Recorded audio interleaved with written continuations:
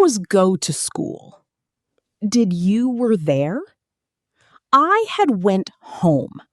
3 sentences, 3 quiet little disasters.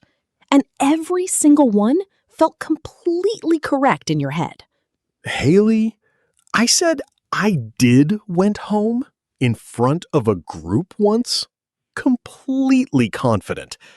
And the room just went a little quiet. I still remember that silence. That silence, the one right after a mixed-up sentence, every English learner knows it.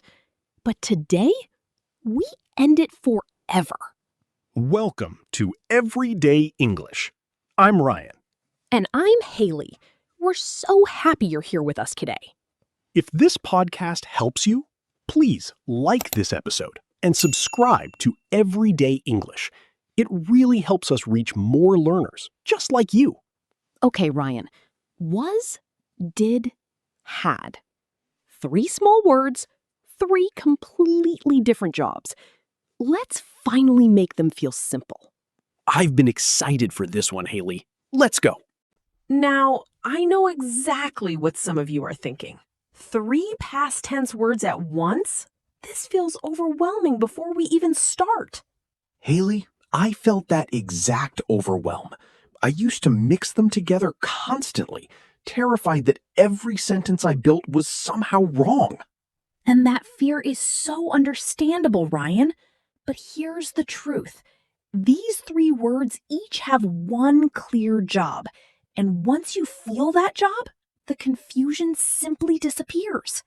Let me slow down here for a second and say something honest. If you've ever said, I was go, or I did went, that's not failure.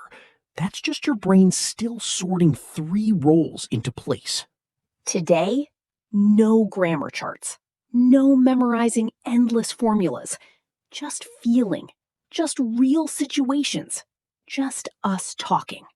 Mistakes mean you're trying. Trying means you're already moving forward. Let's start with the simplest one, Haley. I love starting simple, Ryan. Let's go. Close your eyes, Ryan. Picture this. It's Sunday evening, and you're describing your weekend to a friend. Okay, I'm already relaxing into the memory, Haley. You say, yesterday was very relaxing. Notice that word, was. There's no action happening. You're describing a feeling, a condition, a state. So, was isn't about doing something. It's about how something felt or how something existed. Exactly, Ryan. Think of was like a snapshot of a mood. Not movement, not action, just a still picture of how things felt in that exact past moment. Oh, I love that, Haley. A snapshot of a mood. That's going to stay with me. And here's the important boundary, listeners. We never pair was directly with an action verb alone. We don't say, I was go, or I was eat. Was describes states, not actions. I was tired. She was nervous. The meeting was stressful. All feelings, all conditions. Nothing happening, nothing moving. Beautifully said, Ryan. And here's a natural example. Yesterday was stressful because I was late for a meeting. Both parts describe situations, not actions. Listeners, let's practice this together. Think about yesterday. Say it out loud right now. Yesterday was describing simply how it felt. Even if you're not sure yet, just try. That's all we ever ask. Write in the comments right now. One sentence using was, describing a feeling from your own recent past. We genuinely read every single one. Was is your snapshot word, Ryan. Feelings, states, conditions. Now, let's meet the word for real action. And one more everyday example before we move on, Haley. The room was quiet. The food was delicious. The journey was long. All descriptions, all states. Nothing actually happening in that sentence. Exactly, Ryan. Was simply paints the picture of how things existed at that moment. Calm, still, descriptive. Listeners, try this. Think of a place you visited recently. Say it out loud, starting with the place was. Did is calling us next, Haley. And I remember this one having two very different jobs. New picture, Ryan. Imagine you're telling a friend about your morning and something actually happened, not just a feeling. Okay, I'm listening carefully, Haley. You say, I did my homework. Notice that word did. Something was performed, completed, actually done. This is action, not a state. So did has weight to it. It shows a real event happening, not just a mood sitting quietly in the background. Exactly, Ryan. And did has a second job too, helping us ask past questions. Did you go yesterday? Did she call you? Here, did simply opens the door for the question. And here's something crucial, Haley. After did, the verb always returns to its base form. Never did you went, always did you go. Exactly. Did already carries the past feeling, so the main verb doesn't need to carry it again. One past signal is enough. Think of did like a single stamp on a passport. Once it's stamped, you don't need to stamp it twice for the same journey. I love that, Ryan. A single stamp. Let's compare. Where were you yesterday? I was at home. That's location, a state. What did you do? I watched a movie. That's action. Were shows location and state. Did shows action. Two completely different roles sitting right next to each other. And here's something useful for short answers, listeners. Did you prepare well? Yes, I did. We don't naturally say, yes, I prepared, in casual short responses. Say it with us right now, listeners. Did you sleep well last night? Answer out loud, starting with, yes, I did, or no, I didn't. Write in the comments one sentence using did, describing something you actually completed recently. We would genuinely love to read yours. Was for feelings, did for actions and questions. Ryan. Now let's meet the word that confuses learners the most. And one more small pattern before we move forward, Ryan. Did also builds negative sentences naturally. I didn't finish my work. She didn't call me back.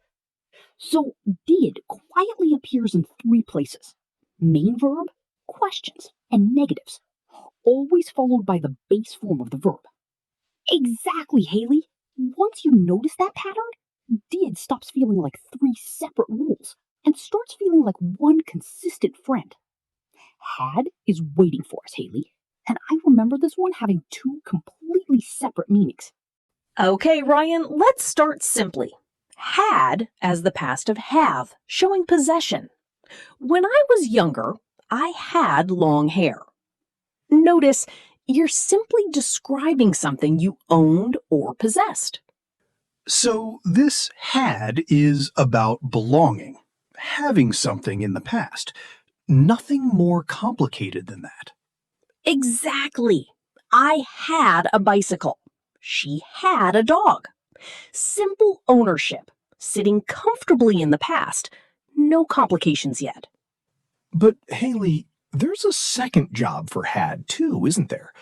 The one that always confused me the most. There is, Ryan.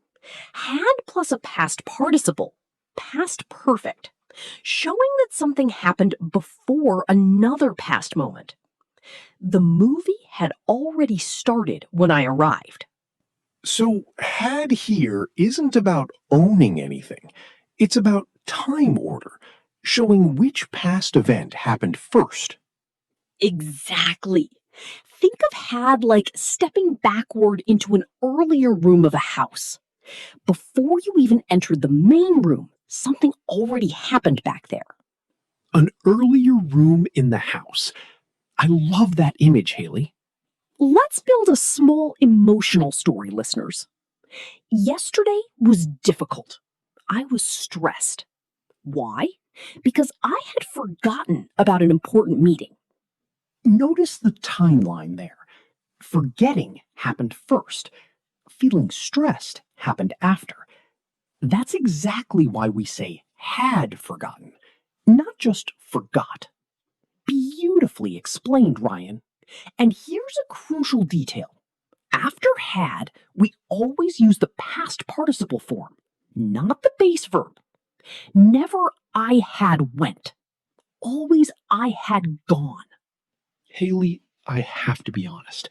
Even now, I sometimes pause before choosing between simple past and past perfect, especially with irregular verbs like go, gone, or write, written.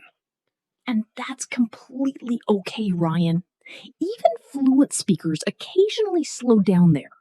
Irregular past participles simply take time and repetition to feel automatic. Listener, can we talk to you directly for a second? Think about something that happened before another event in your own life, even something small.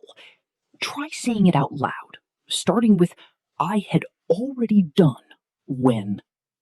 Write in the comments one sentence using had for possession and one using had plus past participle for earlier past. We would genuinely love to read them. And here's one more small comparison, Haley, before we bring everything together. I did my homework versus I had finished my homework before dinner. Both true, but very different feelings. The first one is a simple, complete action on its own. The second one places that action carefully before another moment in time, dinner. Exactly, Haley. Had creates layers in a story, showing us the older events truly happened, not just that they happened. Was for state, did for action, had for possession or earlier past, Ryan. Now let's connect all three inside one real story. Okay, Ryan, error lab time. And honestly, I have made every single one of these mistakes myself. Same here, Haley. Let's fix them together with zero embarrassment. Mistake number 1, wrong. I was go to school. Ryan, what feels off there? Was doesn't pair directly with an action verb like that, Haley. The correct sentence is simply, I went to school. The rule was describes states and feelings, never a direct action alone. Mistake number 2. Wrong. Did you were there, Haley? To be verbs like was and were don't need did for questions, Ryan. The correct sentence is were you there? The rule was and were form their own questions by simply changing position. No did needed at all. Mistake number 3, wrong. I had went home. Ryan? Mixing forms there, Haley. After had, we need the past participle, not the simple past. The correct sentence is, I had gone home. The rule did plus base verb, had plus past participle. Two completely different partners. And mistake number 4, I did not had money. Haley? Two negative markers fighting each other there, Ryan. The correct version is either I did not have money or simply I had no money. 4 mistakes, all fixed, all clear. And listeners, every English learner mixes these 3 up sometimes. Even confident speakers slow down occasionally. One bonus mistake, Ryan, because it's so common. Wrong? I was finished my homework. That mixes was with an action incorrectly, Haley. The correct version is simply, I finished my homework, or I had finished my homework, depending on the timeline you want to show. The rule? Was, finished, usually belongs to passive voice, like the work was finished by the team, a completely different structure and meaning. 5 insights now, listeners, all fixed, all clear, all completely human. Mistakes mean you're trying, and trying means you're already winning. The error lab is closed. You survived, you grew. Okay, listeners, game time. And Ryan, remember, this is not a test. This is a celebration of everything you just learned, Haley. Let's go! Situation 1. You're describing how you felt yesterday morning. Option A, I was tired. Option B, I was tired. Pause us. Say it out loud. Ready? The answer is B. I was tired. A simple state. No action verb needed. Situation 2. You want to ask if your friend went to the party last night. Option A, did you go to the party? Option B, did you went to the party? The answer is A. Did you go to the party? After did, the verb always returns to its base form. Situation 3. You arrived at the cinema, but the film had already begun before that. Option A, the film had started when I arrived. Option B, the film was started when I arrived. The answer is A. The film had started when I arrived. Past perfect shows the earlier event clearly. One more, listeners. Situation 4. You want to ask if your friend was happy at the party. Option A, did you were happy?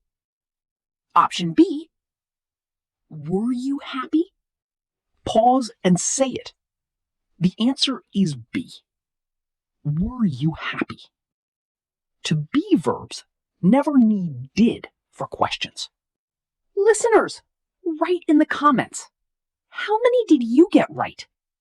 1, 2, 3, or all 4? We genuinely want to know. And here's your personal challenge. Write 3 sentences about your own yesterday. 1 using was, 1 using did, and 1 using had. Drop them below. One final time. Was is a snapshot of feeling. Did is action and questions. Had is possession or the earlier past. Communication is more important than perfection. Always, always, always.